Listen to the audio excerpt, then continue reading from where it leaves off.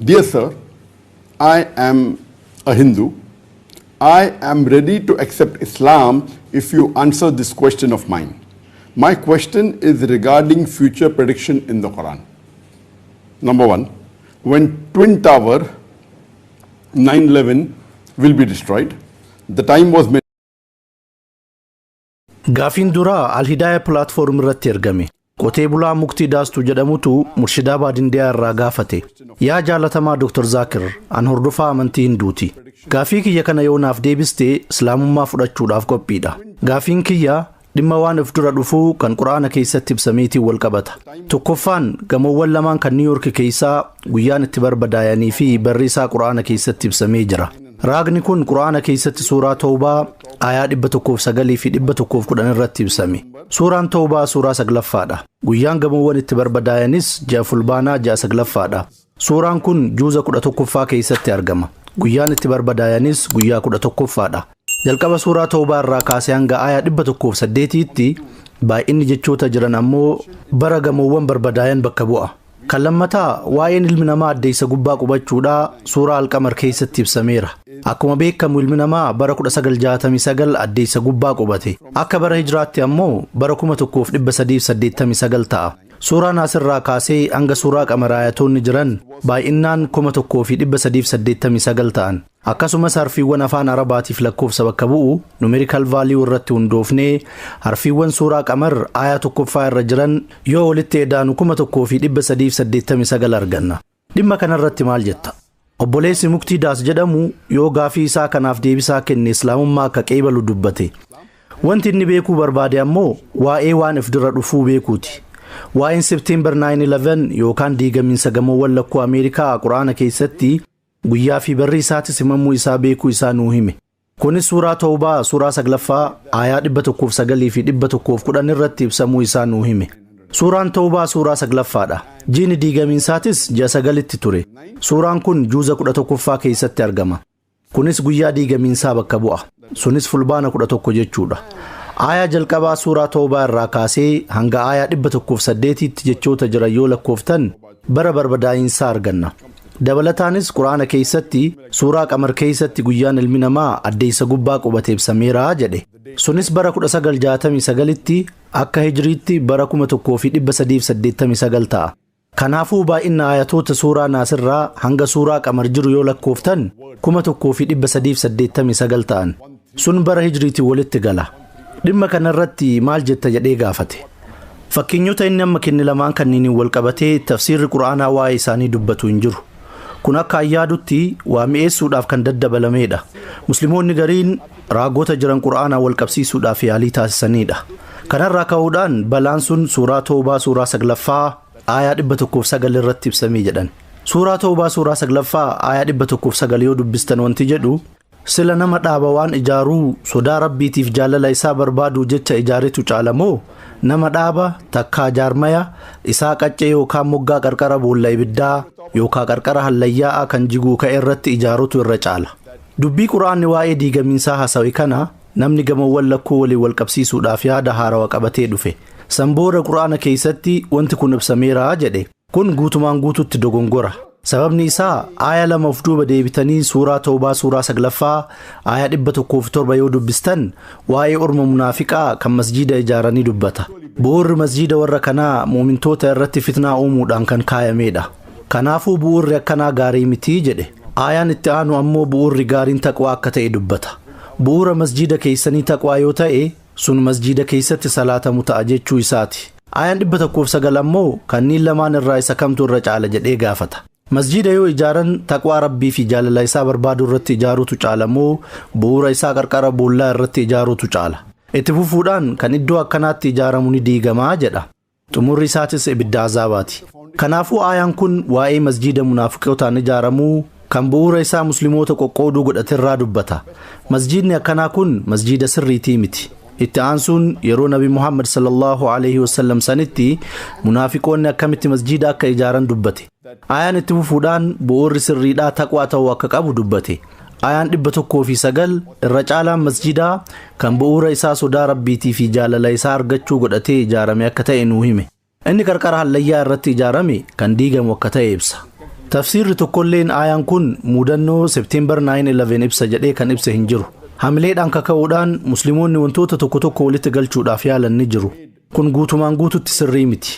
Tilmaamota akkanaa keessa seenuu hin qabnu. Kun yoo dhugaadha jenne aayatoonni kanaan dura jiran kan waa'ee waraana mushrikoota Makkaa waliin godhamee ibsan guyyaa waraana godhamee walitti galaniiru. Sunis suuraa Toobaa keessatti argama. Kunis suuraa 9ffaa juz'a 11ffaa keessatti argama. Gama biraatiin Qur'aanni kaalaandara addeessaa yookaan hijiraa fayyadamu akkamitti kaalaandara warra Awurooppaatiin lakkoofsanuu hima. Kun tilmaama namoota dhuunfaati. Kun waan nuti hordofuudhaa qabnu miti. Waan Rabbi Qur'aana keessatti dubbate hordofuu qabna. Akkasumas tafsiirota ulamaa'iin gurguddoon kennan jala deemuu qabna. Wantoonni akkanaa kunniin musliimoota muraasa kan muujizaa Qur'aana keessaa mirkaneessuuf jecha tilmaamaan kaayanidha. Wanti akkanaa kun islaamummaa fayyaduu irra ni miidha.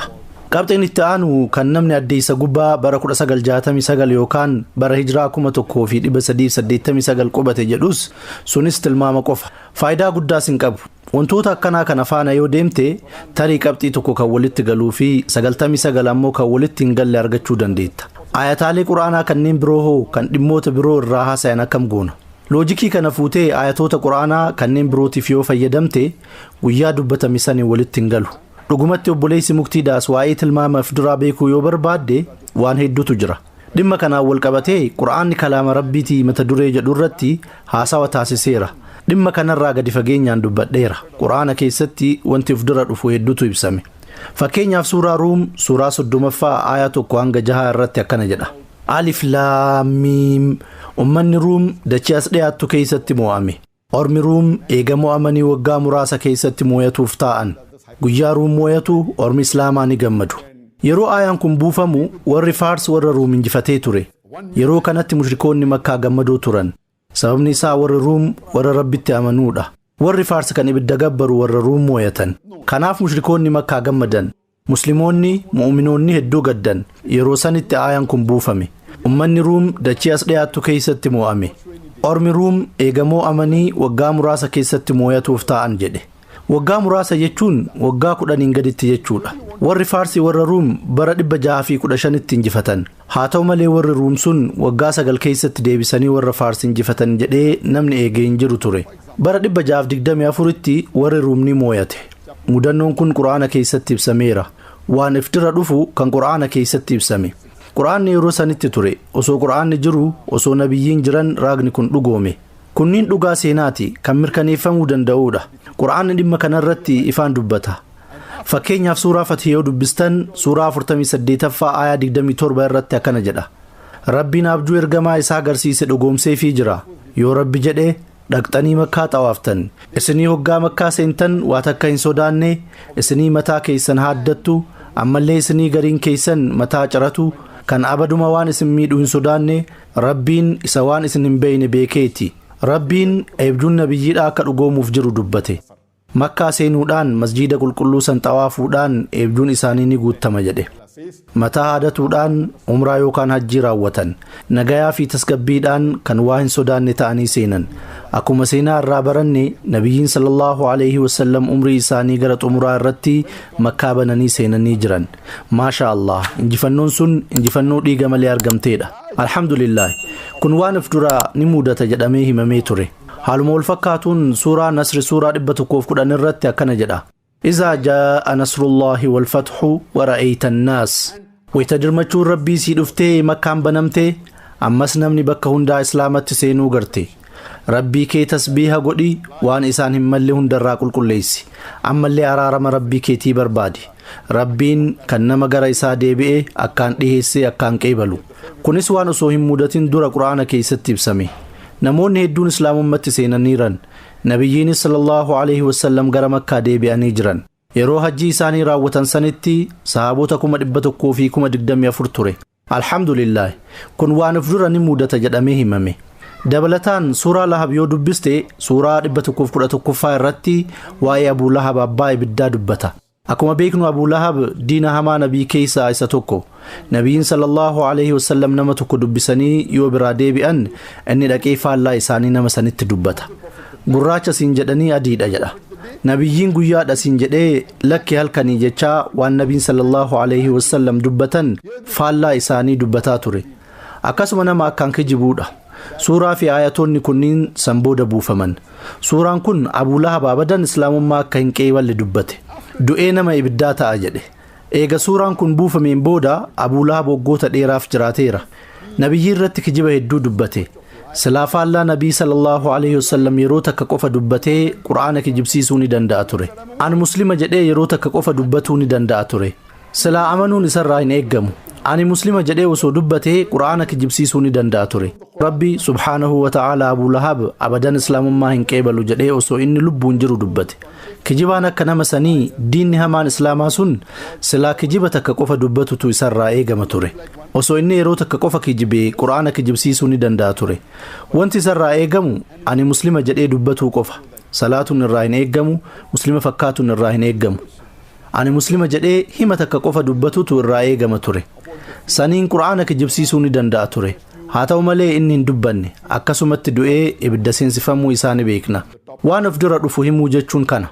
Yoo waan akkanaa beekuu barbaadde dhimma waan of dura dhufuu kan Qur'aana keessatti ibsame beekuu yoo barbaadde viidiyoo kiyya kan Qur'aanni kalaama Rabbiiti jedhu ilaali.